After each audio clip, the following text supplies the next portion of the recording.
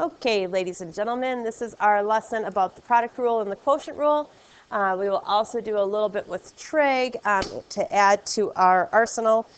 We had the derivative of sine and the derivative of cosine the other day, and we'll mention a little bit about second and third, fourth derivatives, that kind of stuff, okay? There's a warm-up on your packet that I'd like you to try right now. It says find the derivative of y if that is our function, okay? Go ahead and pause and then see if we compare, okay? Okay, so I'm hoping at this point, not because I'm mean, but because I think that it would be helpful to you in terms of your learning, I hope that you're in a little bit of pain, because this problem should have been a little bit of a pain. You need to, in order to do this problem, you need to do some algebra steps first. So the first algebra step that you had to do was just FOIL everything out. Then I did a step of reorganizing and putting things together, combining like terms. And then you finally get to do your calculus step, okay? Which involved remembering that you could take this 3 and make it a coefficient. This -8 stays as a multiplier. So you'd have negative 24x squared, and then 4x to the first, and then 15x to the first becomes 15x to the 0, or just 15. Okay, so this is what you should have. And it should have felt like a little bit of a pain because of how much algebra is involved. If you made the classic mistake of taking the derivative of this part, and then taking the derivative of this part, and then multiplying them together, at this point you might be feeling confused. And I wanted you to have that experience, if that's where your brain led you. Because we don't know that when we take the derivative of a function times a function, we have no rule for that yet. We had a rule for when this operation sign was a plus or a minus, and it was friendly. You know, you could just take the derivative of each part.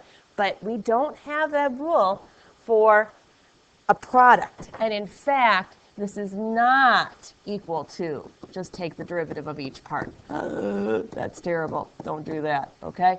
I understand the temptation, and gosh, it would be a lot easier if that were the way that it were, but it isn't, okay? It turns out that the only way to try to circumvent all that algebra is to do something that's called the product rule. And it might feel a little bit long, but I think it's not quite as long as the algebra. Furthermore, there are cases where algebra doesn't allow us to avoid the product rule. So if you have a function that is f times s, and I'm using those letters here because I'm thinking first and second, okay? That's where those letters come from. Then the derivative is first times the derivative of the second times the derivative of the first. And when we do these product rule problems, you should be saying that statement even as you write out the problem's content, okay? So let's try that warm-up problem again, but this time use the product rule, okay? So our derivative here, if this is first and this is second, is going to be first, so I just copy that. Then the derivative of the second, 4, plus second times the derivative of the first. So that'd be 3 minus 4x. Now, that's in a different form than what I had in this green ta-da box at the end here. But it honestly, if you did algebra here, it would work out to be exactly the same expression. I'm not even going to bother to do that, though, because you know what? Happy day. In calculus, we don't have to simplify stuff like that. Yay! So we're going to be done. Okay? You might wonder why we would bother to do product rule. I mean, why don't we just stick with our algebra? It's because the product rule isn't really helpful when you have polynomials. You're right. We could do algebra first and never need the product rule. But what if we have something like this? These are the two things. There's not algebra that's going to change that into anything other than a product of a polynomial statement times a trig function, at least somewhere in the context of the problem. So we have to use the product rule to find y prime in cases such as that. Let's see how it would go in this one, okay? The derivative here, this is first, this is second. So first, what's the derivative of cosine? We learned it last lesson, -7. First derivative of second plus second times the derivative of the first.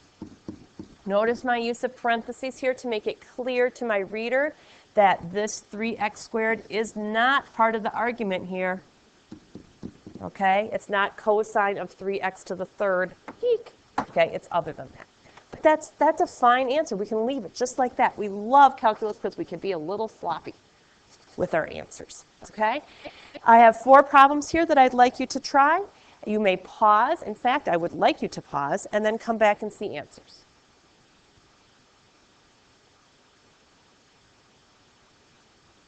Okay, so I hope you've had a minute to look at these.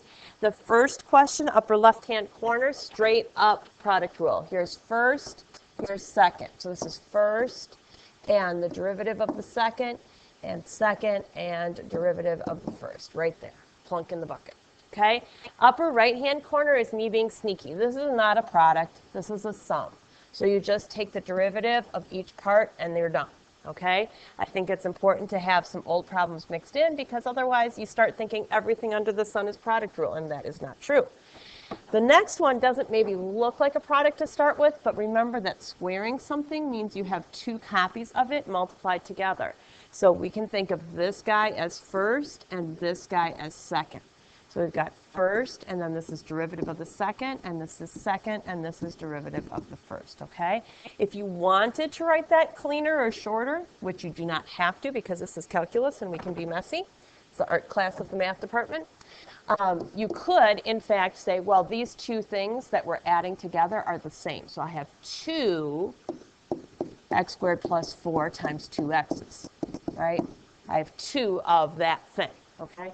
Now, in this, just as a little hint for something coming up in our actual next lesson, remember that we started with this.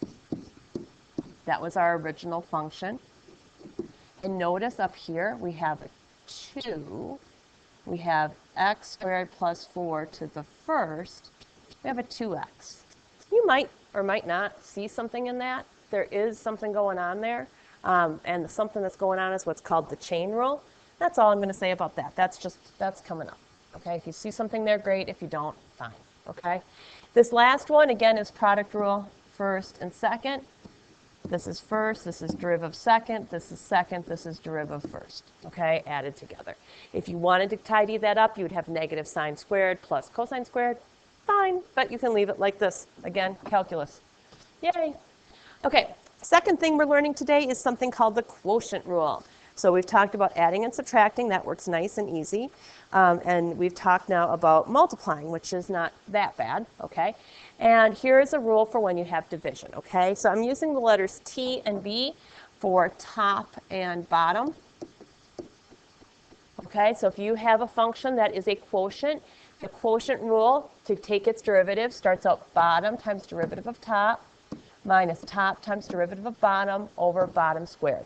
I will tell you right now, the number one mistake is this slot. I've seen over the years that if people can get that slot correct, they usually do the quotient rule right. But a lot of times people want to put a T here, want to start out with the top. You start with the bottom, okay? So notice that, and usually if you can get that part right, you will get the rest of it right, okay? This is a funnier version. This has been going around for years. I think I learned this in high school calculus even, okay?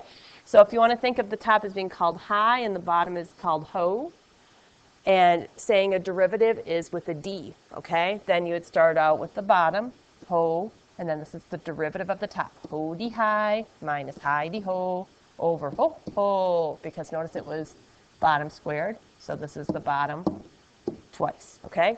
Ho di high minus high di ho over ho ho. I don't know.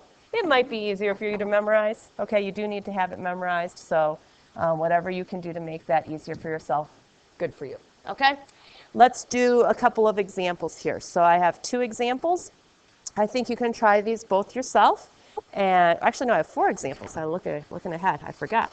Oh, I have 5 examples. Holy cats. Okay, so let's have you do all 5 of, actually, let's have you do 1 and 2 and 3. Let's have you do 1, 2, and 3 with this paused, and then we'll come back and do the rest together. So pause it and do 1, 2, 3. Okay, so you should have done 1, 2, and 3 and be ready to go on the last couple together, okay?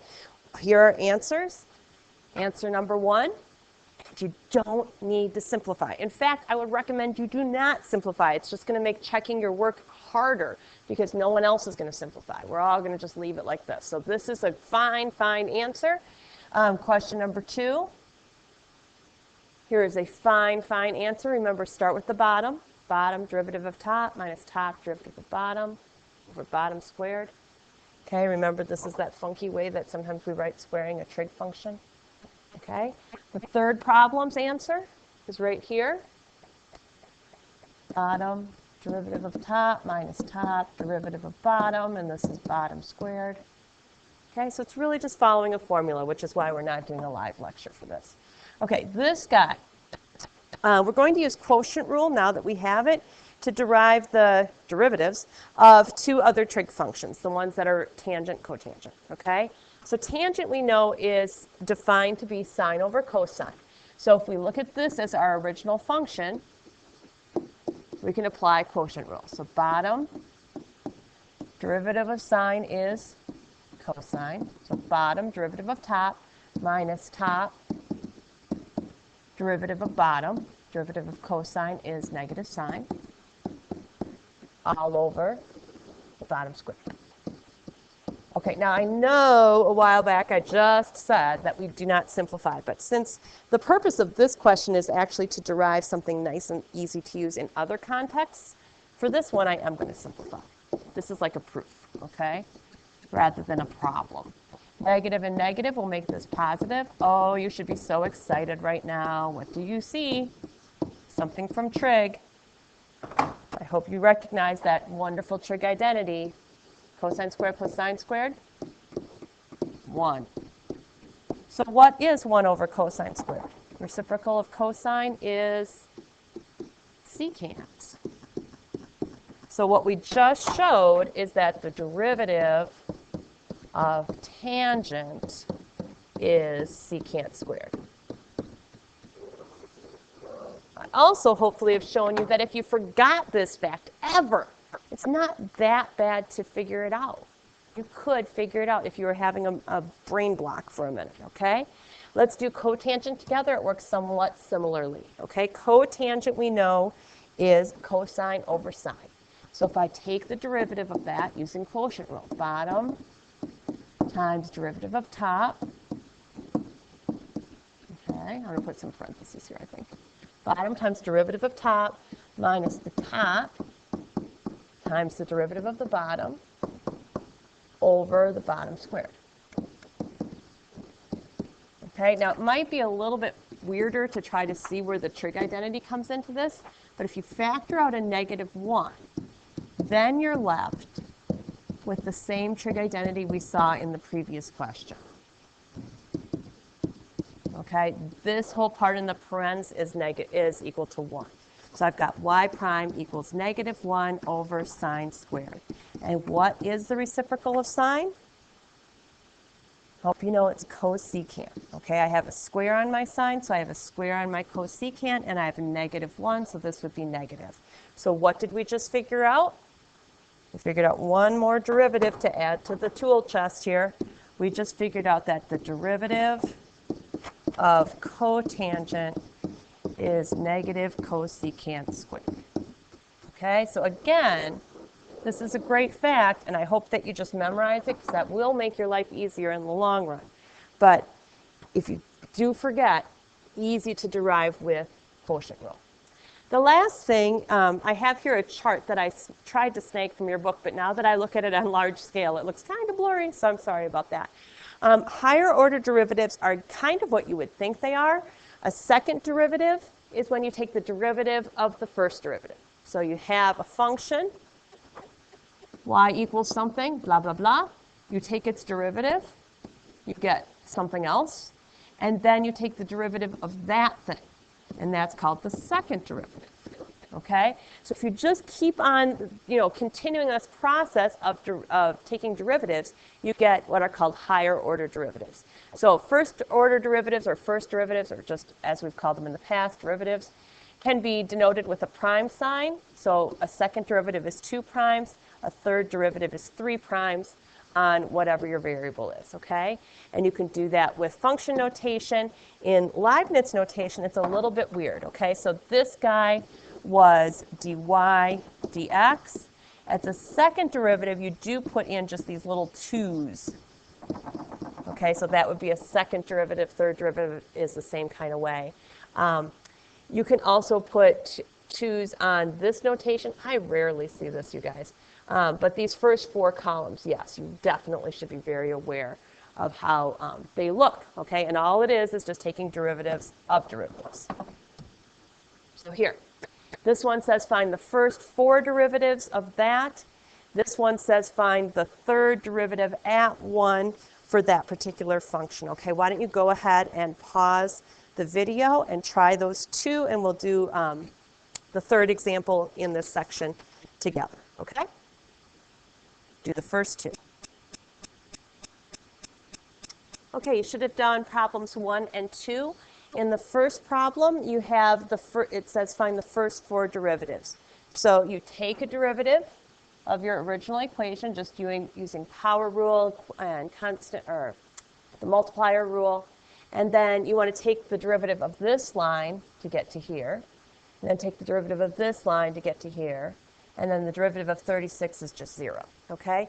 Notice in my notation, I switched over from primes to writing a number up here. When I got to the 4th derivative, you could actually have written a 2 on the green line and a 3 on the red line if you wanted to. I find it difficult to see the primes once I get past 3. I think, okay, it's just too tedious to try to count all those little dashes. So I always switch over to a 4 when it's a 4th derivative. Okay, this next one, same kind of process. First derivative, take the derivative of that line, then take the derivative of that line, and then the question actually asks you to find the third derivative's value at a particular value of x.